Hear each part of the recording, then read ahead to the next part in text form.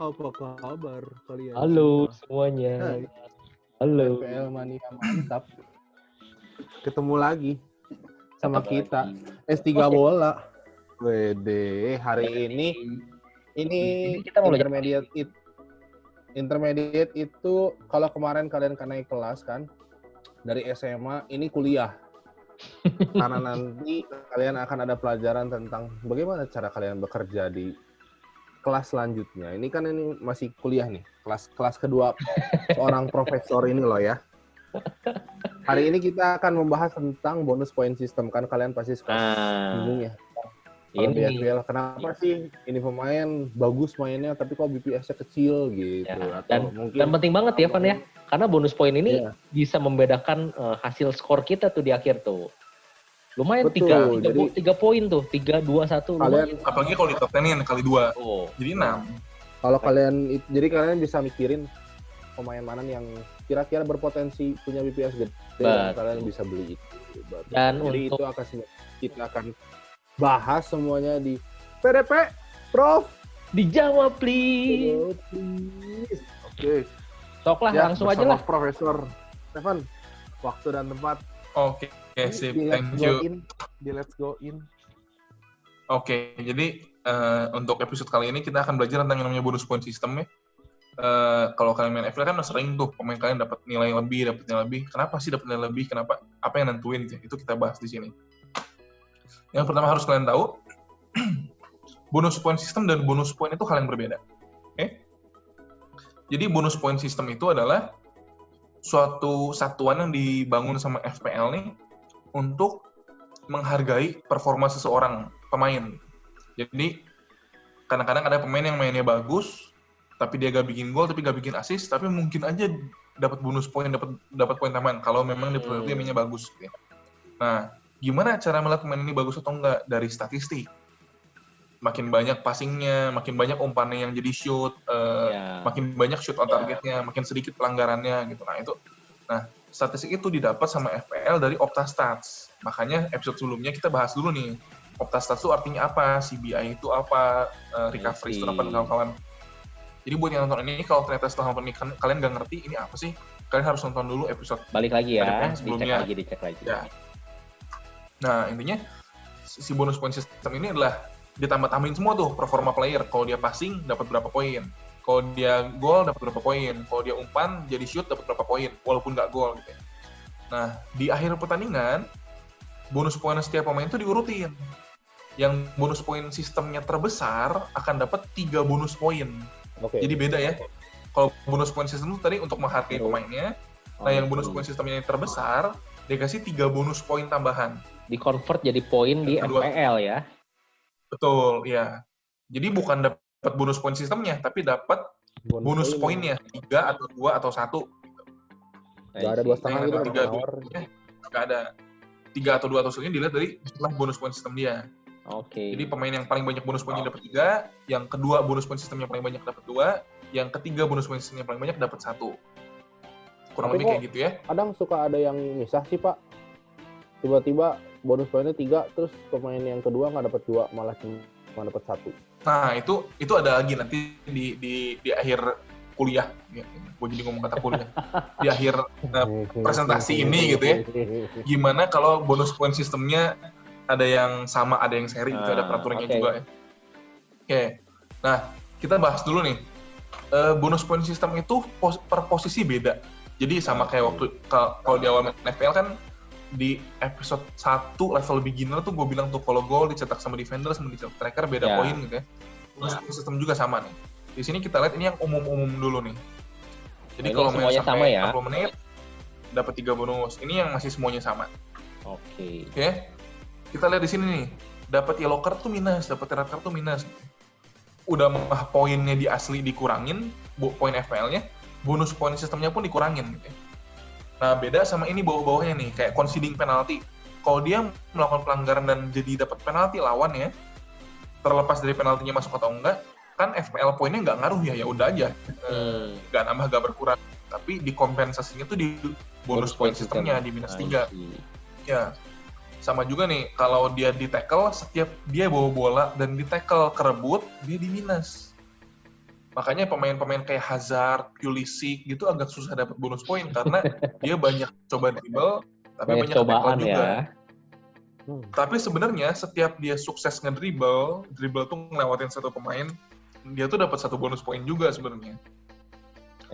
Ini yang membuat pemain-pemain kayak Adama Traore, kalau kalian tahu ya, itu bonus poinnya sering banget sih Traore ini. Ya, dribblenya karena banyak dribblenya banget. Hebat gitu ya.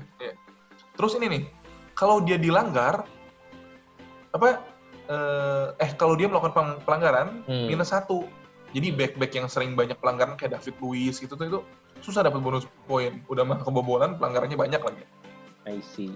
Terus striker yang suka cuma offside. nongkrong di depan offside itu di minus juga gitu ya. Striker Burnley tuh. Striker Burnley. Ya sih mungkin Burnley.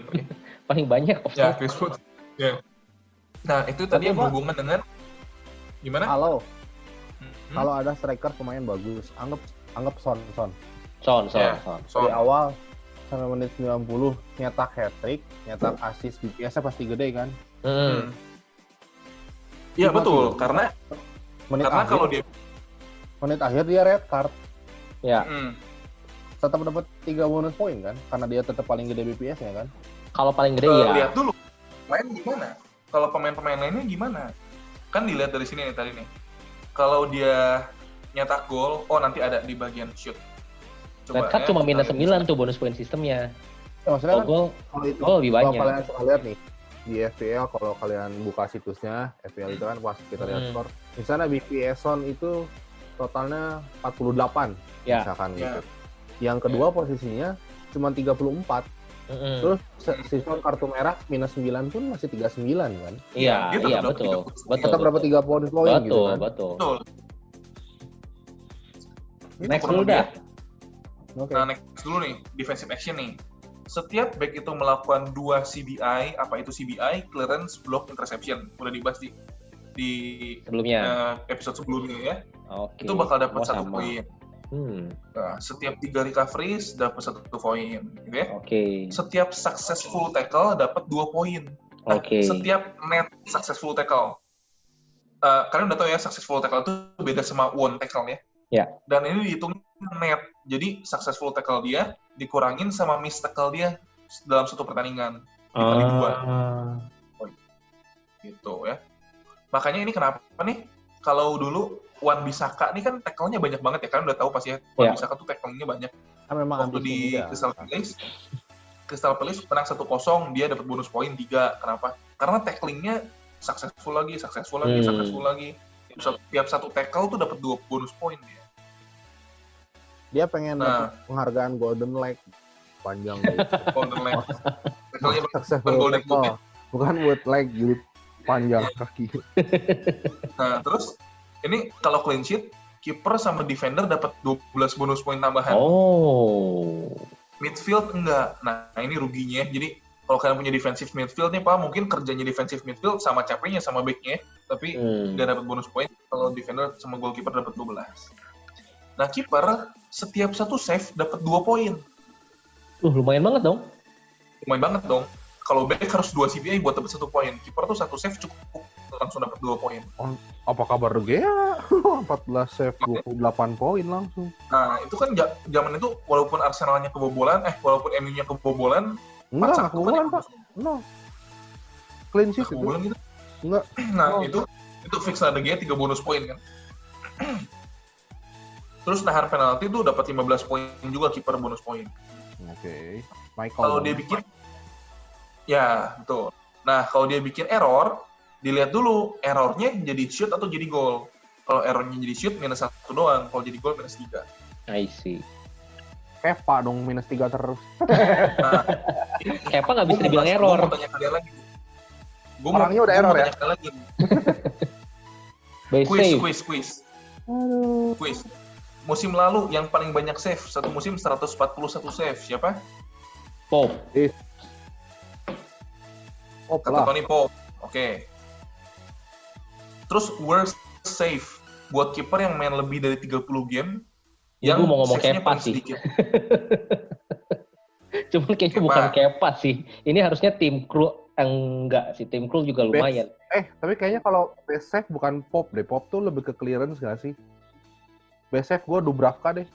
Dubravka, oke. Worst save itu harusnya tim Tony bawah Paul. tuh.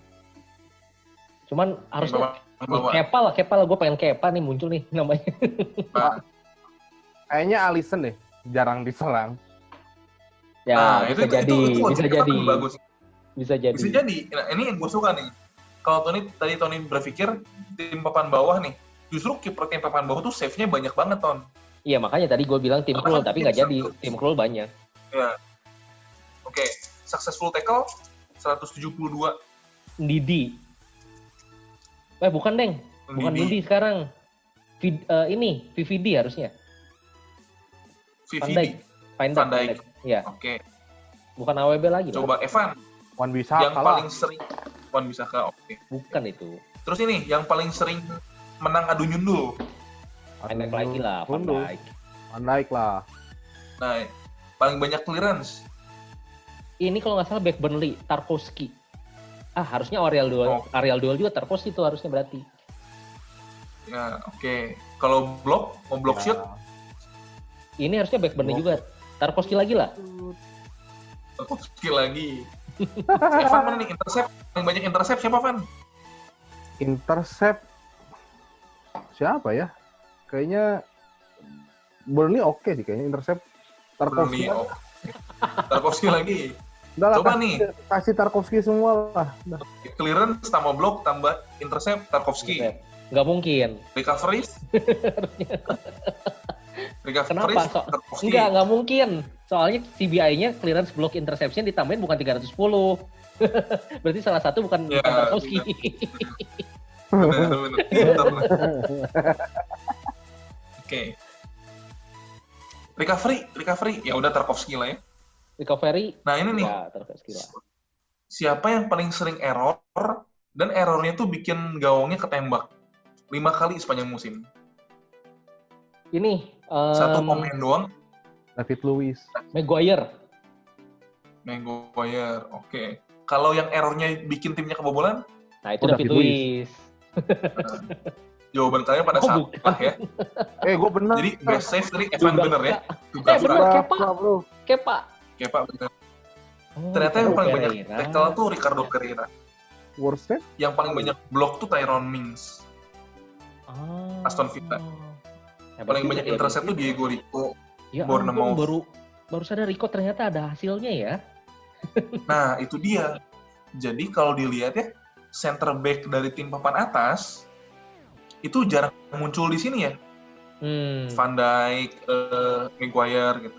Jadi mereka tuh bonus poinnya lebih kecil dibanding center back dari tim papan bawah. Karena tim papan bawah tuh juga, kan? lebih sibuk. Ya, tim papan bawah lebih sibuk kan untuk clearance, untuk ngeblok kan. Setuju. Jadi ini nih nama-namanya Tarkowski, Mings, Rico, recovery itu Levis Dong gitu ya. Error paling banyak tuh Davinson Sanchez Tottenham sama Jan Bednarek Southampton. Oke. Kita lanjut lagi nih. Tadi setelah bertahan, ini bonus poin untuk passing. Nah, ini midfield nih biasanya nih. Midfield. Setiap satu kali berhasil crossing, nyampe temennya, terserah temennya jadi shoot atau enggak peduli. Yang penting crossing dia, nyampe ke temennya, dapat 1 poin. Big chance created. Big chance created apa udah tahu kan ya? Dari episode sebelumnya, dia ngumpan jadi shoot tapi big chance. Itu 3. Key pass, itu assist kurang chance created. Itu dapat 1 poin. Nah, kalau dia passing lebih dari 30, passing dalam satu pertandingan, dilihat nih, akurasi passingnya berapa persen yang berhasil sampai temennya. Tadi udah belajar juga di episode sebelumnya, crossing itu di luar passing ya, jadi yang di sini 70-75% itu gua ngitung crossing. Kalau makin tinggi akurasi passingnya, makin banyak bonusnya. Nah, ini sebenarnya agak kurang fair karena yang passing completion-nya rate-nya tinggi itu pasti back. Karena kan back biasa kan ngumpan ke temennya yang back lagi, ngumpan ke gelandang bertahan, umpannya banyak main aman kan. Sedangkan kalau kayak Bruno Fernandes gitu yang risk taker kan, dia kan umpannya suka tahu-tahu visioner ke mana-mana tuh, tapi kemungkinan gagalnya juga gede gitu. Jadi Bruno biasa di sini di pass completion kecil. Tadi ini sama successful dribble, sama tiap assist dapat 9 bonus poin. Gitu ya. Coba. Ini per posisi. Menurut kalian yang back yang assist-nya paling banyak siapa? Back ATA lah. Ya, yang paling banyak create big chance siapa? Ini apa? Back Alah. Back ini back dulu semua. Back. Masih back. Ya. Big chance Tarkowski. Tarkowski nggak ya? Oke lah. Kalau kebetulan nih, Kan, Evan TA ya. Big chance itu kan di Fixiat kan? Bukan. Big chance created, Ton. Jadi dia mengumpan sehingga temannya dapat big chance. Created-nya. Iya. Post big chance. Ya ini harusnya Itu TA kan berhubungan sama passing. harusnya sama TA. assist sih. Most chance created, TA juga berarti harusnya ya? Harusnya Successful cross, ya harusnya TA juga berarti ya? Enggak. Ini TA semua berarti menurut kalian? Enggak lah. Successful cross ini Robonya lah. Kalau nggak salah Robo lebih sering cross sih. Karena TA itu bisa ngambil free kick kan. Oke. Ini kurang lebih ya, ini jawabannya ya. Anjir, bener. Jadi assist, big chance created, successful created itu TA semua musim lalu ya. Gila kan nih? Gila TA juga tuh TA ada ya. 18 big chance. Berarti dia 13 assist tuh masih underperform ngerti gak? Masih temennya kurang bagus finishingnya gitu. Jadi kalau TA ini dikasih Ronaldo gitu, dikasih Lewandowski ya assistnya tuh bakal nambah aja. Nah pas completion rate yang paling tinggi tuh ternyata Soyuncu. Kenapa Soyuncu? Ya karena dia pastinya Soyuncu pasti siapa sih paling Chilwell. Paling Johnny Evans lagi. Nah back yang paling banyak dribbling itu ternyata Enda Stevens-nya Sheffield United. Oh Sheffield United. Gue kira. Oke, next. Midfield. Siapa most assist midfield? Kevin De Bruyne. Big chance created? Kevin De Bruyne. Harusnya. Harusnya sama lah ini ya. Oke, kita lihat langsung. Gue mau tahu successful dribble paling banyak siapa? Bruno Fernandes. Salah lah. Midfield. Iya, Bruno Iya. begitu kan. Cuman Mane. ya, Nih. harusnya salah. Oh anjir, Traore. De Bruyne. Ya. Ini angkanya kita lihat yang gila banget ya. De Bruyne 136 chance created sepanjang musim. Berarti 136 kali umpan dia tuh ditembak ke gawang sama teman. Gila banget kan kalau temennya nih clinical Lewandowski semua, dia 136 assist satu musim. Dan City 102 gol ya. Dia hampir 100. City tuh 100 gol kayaknya ya musim lalu. Terus kan kalau lawan Norwich terakhir kan 97 sebelum lawan Norwich. Terus benar, betul. 102 tuh. Nah, De Bruyne ini kalau kata gue agak kesialannya nih. Di akhir musim kan strikernya banyak Jesus nih. Jesus ini kan big chance miss-nya banyak banget. I see. De Bruyne tuh create big chance 33 loh. Ini kayaknya 13 lagi yang miss Jesus dong. Jadi aslinya cuma 20. Dan pas completion agak aneh sih. Striker most assist. Salah. Kan salah, bukan salah striker, tuh gelandang. Pak. Meskipun pertanyaan. Iya. Ini di FPL, Pak. Ini di FPL, Pak. FPL ya. Auba.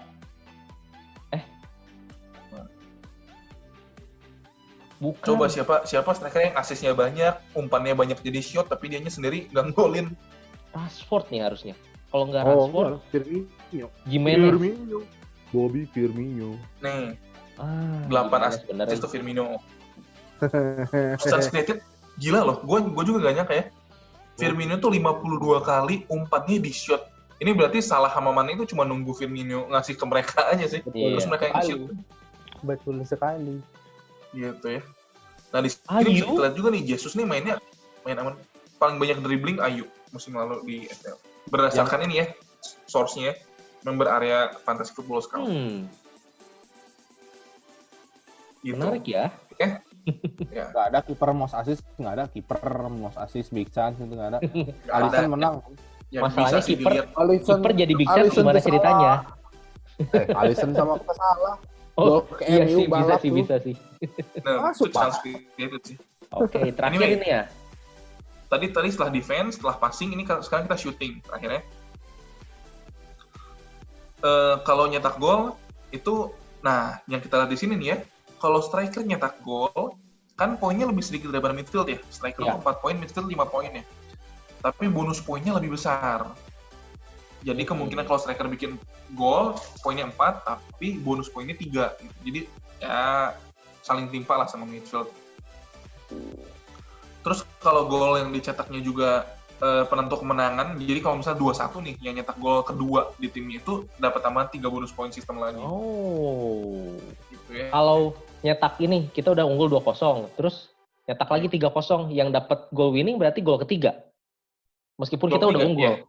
Oh. Iya, gitu. jadi kurang lebih kayak gol terakhir. Gol terakhir lah ya. Tapi yang menang gitu kan. Menang, ya. 2-0 gol terakhir, 2-1. Gol lusu. Kalau kayak gitu tetap yang kedua yang nyetak gol kedua, tim pertama yang dapat 3 bonus. Tim pemenang kan, tim pemenang. Iya, tetap yang menang. Nah, ini ya ruginya adalah kalau dia big chance terus dia gak masuk, gagal, dia di -3. Berarti kayak penalti udah gagal terus, di minus. Sistem di minus juga. Bonus poin di minus juga gitu. Semua penalti itu maksudnya big chance ya. Kalau penalti. Terus kalau dia shot, semua penalti itu big chance. Kalau penalti terus off target gimana? Ya -3 iya, -1 iya, bonus poin sistemnya terus poinnya juga di minus gitu ya. Itu Mahrez. Makanya nggak dikasih lagi penalti Mahrez. Oke, kurang lebih gitu ya. Okay. Jadi bonus poin sistem ini sama bonus poin tadi udah dijelasin bedanya apa. Nah, untuk 3 pemain dengan bonus poin sistem terbesar di pertandingan itu, yang berdasarkan BPS dikasih bonus poin 3-2-1. Tadi Eva nanya nih, kok bisa sih? Nah, kadang-kadang kita nemu kondisi kayak gini nih. Ini itu diambil dari pertandingan terakhir game 38 Everton lawan Bournemouth. Yeah. Bonus King 3, Rico 2, Kin 2, gak ada yang dapat 1 bonus poin. Kenapa? Karena ternyata bonus poin sistem King paling tinggi, terus di posisi kedua bonus poin sistem Rico sama. Dan bonus poin sistem Moiskin sama. Nah, ini ada aturannya di sini dari Fantasy Premier League.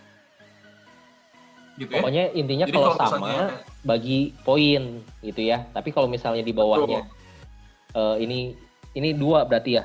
Second player ya. Kalau second ya udah gitu kan. Tapi kalau third harusnya berarti semuanya ya. Dapat 1 ya. Nah, gini. Contoh di sini tuh adalah kasus kedua di sini. Jadi pemain yang player 1 dapat 3 poin, player 2 dan player 3 dapat 2 poin. Kayak gini, ini player 2 dan player 3-nya Rico dan Moiskin. Kalau yang pertamanya sama, maka poinnya jadi 3-3-1. Player 1 2 dapat 3 poin, player 3 dapat 1 poin. Enggak ada yang dapat 2 jadinya. Karena yang second player tie sama yang first player. Ya. Nah, kalau yang third place-nya sama, semua yang third place udah dikasih 1 poin. Jadi misalnya nih King 3-4-1, Rico 3-4. Kian ini misal 29 nih. Jadi King 3, Rico 2, King sama Solanke ini dapat 1-1. Gitu. Ya, dan itu nggak terbatas ya? Atau bisa player 5, 6, 7? Nggak terbatas. Jadi misal yang 29-nya ada 5 orang, ya udah 5-5-nya 1-1-1-1 aja gitu. Tapi kemungkinannya kecil banget sih kayak begitu. Iya. Mungkin berarti nggak mungkin ya kalau satu King misalnya si King 3 poin tapi Rico-nya 1 poin ngaclok ke situ nggak mungkin ya? Enggak. Pasti. Mungkin 3-3-1 berarti. Oh iya, bisa aja yang King-nya si Ken. Oh iya. Kalau di sini Moiskin ini BPS-nya 41. Jadi King 41, Ken 41 dapat sama-sama 3 poin, Rico-nya dapat 1 poin. Enggak 2. Enggak, karena yang tadi second player itu seri. Second player seri sama yang pertama. Ya, seri player bagi pertama dan kedua dapat 3 poin. Player ketiga dapat 1 poin. Oke. Oke. Nah, jadi intinya kan yang penting ini conclusion ya. Conclusion ini penting banget nih. Setelah kita belajar bonus poin gimana? Gue bahas per posisi ya. Kiper mahal itu biasa bonus poinnya kecil. Ya. Kenapa bonus poinnya kecil? Biasa kiper mahal tuh kan kayak Liverpool, City, kan menangnya besar nih, menang 3-0, menang 4-0, 5-0 gitu ya. Jadi bonus poinnya tuh keambil sama teman-temannya yang di posisi striker. Plus, kiper mahal ini jarang save. Kenapa jarang save? Ya diserang juga jarang gitu ya. Ya. Jadi bonus poinnya kecil. Jadi kalau kalian beli kiper mahal, sebenarnya kalian harapin tuh clean sheet. Nah, kalau mau kiper yang bonus poinnya kemungkinannya besar, ini nih, gua merahin nih. Yang pertama, dia suka menang sedikit. Jadi menang 1-0, menang 2-1, gitu. Atau imbang 0-0 ya Burnley gitu ya. Newcastle. Ya. Newcastle, tapi Newcastle sebelum lockdown ya, setelah lockdown Newcastle-nya beda. Nah, terus save-nya banyak, karena kan tadi satu save dapat 2 bonus point sistem tuh. Terus yang berikutnya adalah cara main timnya itu dari belakang. Kenapa kok dari belakang? Passing ya. Dia passingnya bakal banyak ya. Jadi bonus point sistemnya keangkat gitu. Jadi kalau kalian lihat dari membership areanya Fantasy Football Scout ya, goalkeeper yang paling mungkin dapat bonus poin musim ini itu Dubravka, Guaita, Nick Pope, sama Matt Ryan. Berempat itu. Kemudian untuk defender, kalau mau cari bonus poin adalah fullback yang banyak crossing. Ya jelas TA sama Robertson-nya itu udah paling obvious lah. Peters lah. lah. Kalau mau cari Peters boleh lah. Ya, atau yang out position. Van Aanholt tuh boleh loh, Van Aanholt. Lundstram boleh lah, selama dia masih definisinya defender di FPL. masih cuan. Terus kalau kalian nyanyi center back tengah, itu carinya kalau mau bonus poin yang gede itu yang suka main tabrak aja gitu. Tackle, menang di tackle gitu ya. Fernandes. Federico Fernandes-nya Newcastle, betul. Tarkowski, Benny yang kayak gitulah ya. Back Burnley itu semuanya suka main fisik. Dang boleh lah. Ya. Lewis Dang, betul ya. Kalau midfield, defensive midfield tuh jelek. Kenapa? Karena kalau timnya clean sheet dia nggak dapat bonus poin. Jadi ya buat apa gitu ya? Iya. Nah, cari yang banyak dribbling sama yang banyak chance created. Tadi kan udah dikasih lihat tuh yang paling banyak dribbling ada Traore. Chance created ya udah KDB lah ya, udah nggak usah ditanya lagi. KDB ini bonus poinnya udah hebat banget. Kalau buat musim depan Bruno lah, perhitungkan mulai. Tapi yang menarik di sini di state kalau out of position player itu menerima lebih sedikit bonus point sistemnya. Contohnya itu Martial, benar nggak? Betul. Karena kan Martial di list sebagai midfield nih, tapi asli dia mainnya sebagai forward. Passing dia lebih sedikit sebagai forward. Masuk akal ya, jadi passing itu di sepak bola tuh back tuh paling banyak, gelandang tuh kedua, atau mungkin back sama gelandang kadang-kadang sama lah. Forward tuh lebih sedikit gitu, karena lebih sedikit dapat bola. Jadi si Martial ini tuh memang dapat poin lebih banyak kalau gol 5 poin, tapi bonus poinnya lebih sedikit. Di Fantasy Football Scout nih, ada yang sempat ngitungin. Kalau Martial ini posisinya tahun ini jadi forward gimana sih? Bukan sebagai midfield gitu ya. Dan dia ngitung cuma sampai sebelum lockdown, jadi cuma sampai bulan Maret. Ternyata kalau Martial dibikin jadi forward musim lalu itu, bonus poin dia bakal 9 lebih banyak daripada yang sekarang.